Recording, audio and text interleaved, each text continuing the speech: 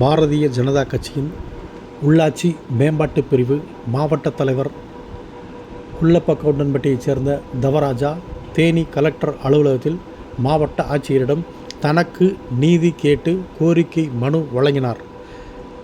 அதனைத் தொடர்ந்து செய்தியாளர்களுக்கு வழங்கிய பேட்டி. குள்ளப்ப என் பேர் பி தவராஜா, எக்ஸ் ஆர்மி. நான் இராணுவத்தில் சர்வீஸ் புரிஞ்சு இன்றைக்கி ஊரில் பல பொது சேவைகள் பண்ணிக்கிறேன். பொது சேவை பண்ணும்போதில் குள்ளப்பம்பட்டி ஊராட்சியில்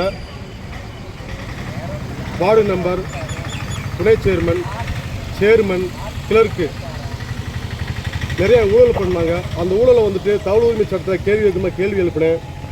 17/5/2024 தகவல் உரிமை சட்டத்தில் அந்த 2024 கொடுக்கப்பட்டு மனு கொடுத்து 23,000 சில்லற பணம் கட்டுன்னு சொன்னாங்க.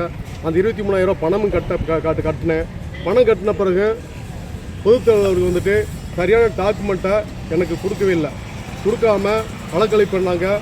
இந்த டாக்குமெண்ட் பொதுத்தலைவர் அவங்க அந்த தகவலை அவங்க கையெழுத்து போட்டு செக் பண்ணி அனுப்பணும்.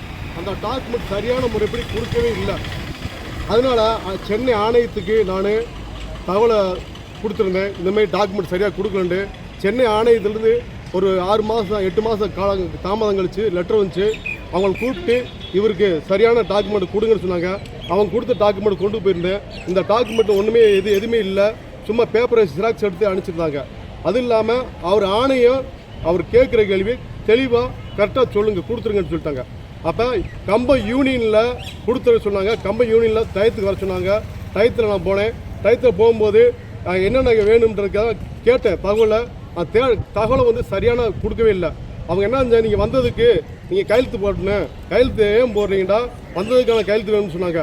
நான் கையெழுத்தும் போட்டேன். கையெழுத்து போட்டு வந்த அப்புறம் என்ன செஞ்சாங்க, ஆணையத்துக்கு 2வது இவங்க பொதுத்தலைவர் கம்ப யூனியன் பொதுத்தலைவர் அலுவலர் அவர்கள் இவர் கையெழுத்து போட்டு பெற்றுக்கொண்ட எல்லாம் ஏற்றுக்கிட்டாருன்னு இந்த இதை முடிச்சு வச்சுட்டாங்க. முடிச்சுட்டு இதில் அரசியல் அதிகாரியை எல்லாமே சம்மந்தப்பட்டிருக்கனால இந்த தகவலை பல முறை நான் மேலே கொடுத்து எல்லாத்தையுமே அந்த ஊழலை மறைப்பிற்காக இந்த ஊராட்சி தலைவர்களும் இங்கே இருக்கின்ற பொதுத்தலைவர் அதிகாரிகளும் இந்த ஊழலை மறைக்கிறதுக்காக செஞ்சுருக்காங்க. இன்றைக்கி கலெக்டர் ஆஃபீஸ் தேனி கலெக்டர்கிட்ட நான் மனு கொடுத்துருக்கேன். எனக்கு நீதி வேணும்ன்றது. இந்த கலெக்டர் அதிகாரி அவர்கள் எனக்கு நீதி வேணும், இந்த இராணுவ வீரனுக்கு நாட்டு மக்களுக்காக சேவை செய்கிற ஒரு உணர்வுப்பான ஒரு இராணுவ வீரனுக்கு நீதி வேணும்ன்று வேண்டி விரும்பி கேட்டுக்கொள்ள. நன்றி, வணக்கம், ஜெய்ஹிந்த். இப்போ நானும் ஒரு இராணுவத்தில் பணிபுரிஞ்சு பல ஊழல் பண்ணிட்டுருக்காங்க.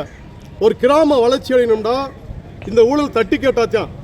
அப்போ தட்டி கேட்காம போக ஒரு கிராமம் நலிவடைஞ்சு போகிறது. பேரூராட்சி, நகராட்சி போன்ற ஒவ்வொரு இதுலையுமே பல கோடி ஊழல் நடக்குது. அதனால எனக்கு பல கூலிப்படை வச்சு போகிறதுக்கு, வண்டி வச்சு ஏற்றுறதுக்கெல்லாம் பல பிளான் பண்ணாங்க. அதெல்லாம் ஒரு போல்ட்டா இராணுவ வீரன்ற ஒரு இதில் தான் அந்த மனு கொடுத்து இன்னைக்கு 2.5 வருஷமாச்சு. 2.5 வருஷமாக எந்த அதிகாரியுமே கொடுக்கல எனக்கு தகவலை. இப்படி போலியாக வேலை செய்கிற அதிகாரியில் உடனே நடவடிக்கை எடுக்கணும்.